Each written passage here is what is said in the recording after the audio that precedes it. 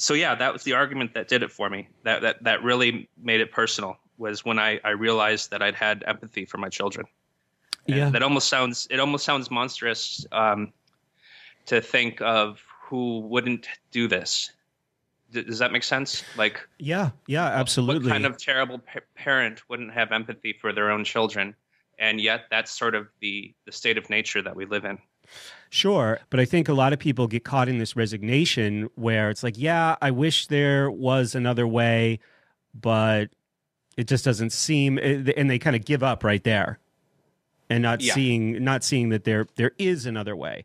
And this is becoming, easier than ever because of the way people are networking now, and these homeschooled networks or home education networks are being created around common interests. And, it's interesting, when I was getting ready to talk about this with you, I realized it's been a while since we've talked about the irrelevance of school on School Sucks, right? I feel like it's been covered. But every time we revisit this subject, school, just by the simple passage of time, has grown even more irrelevant.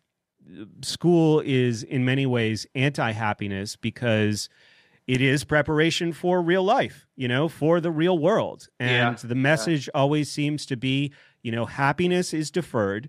Now is not the time to be happy. You will be rewarded later for sacrificing now.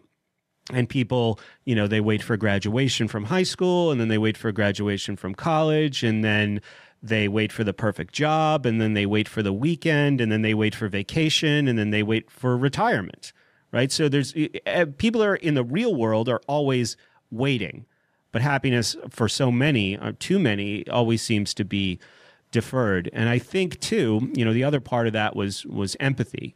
Your argument, I mean, with empathy and understanding, I think comes an important question regarding the learner. And that is their willingness, and the next one we're going to talk about is exposure.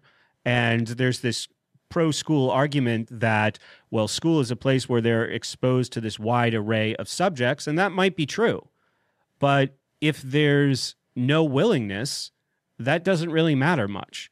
I mean, you could hand all of the most life-enriching English language books to a person, but if they're blind and they only speak Chinese or even one or the other, that's a waste of time in books, So being connected to a child and understanding what their needs are, not just emotionally, but also as a learner, I think helps a parent or any kind of a mentor recognize if there's a willingness or not. And the willingness needs to be there for meaningful, lasting learning to take place. Otherwise, school is just wasting people's time.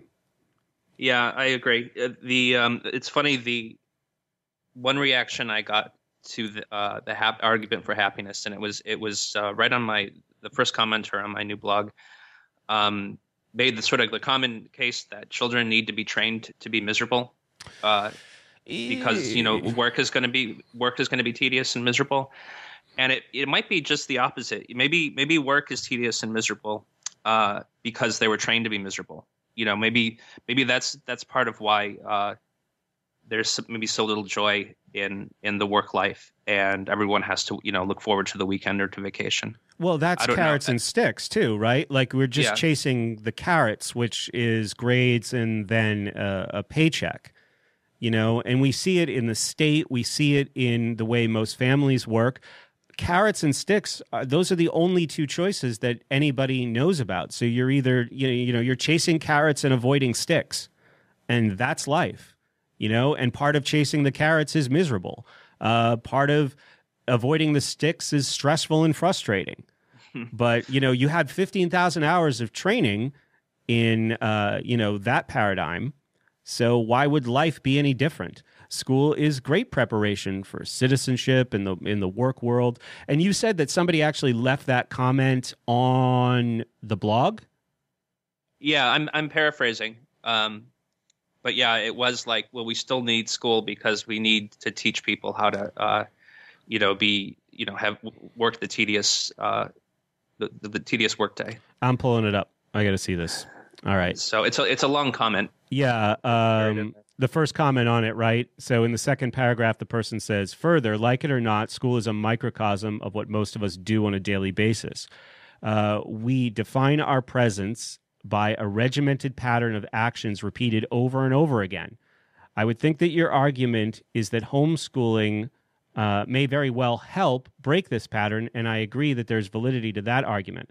However, to some extent, the capacity for you to homeschool is related to a very efficient use of the capital resources developed by people who are primarily involved in this school-like day-to-day drudgery.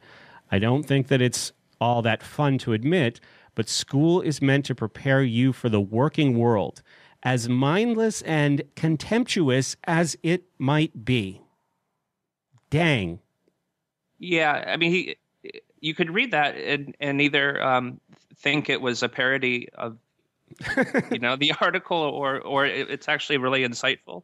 But it's the bad part about it is that he sort of agrees that's what the necessary reality is. That's the resignation. Yeah, it does. He doesn't read that and be repulsed, which is what that's what my reaction now is.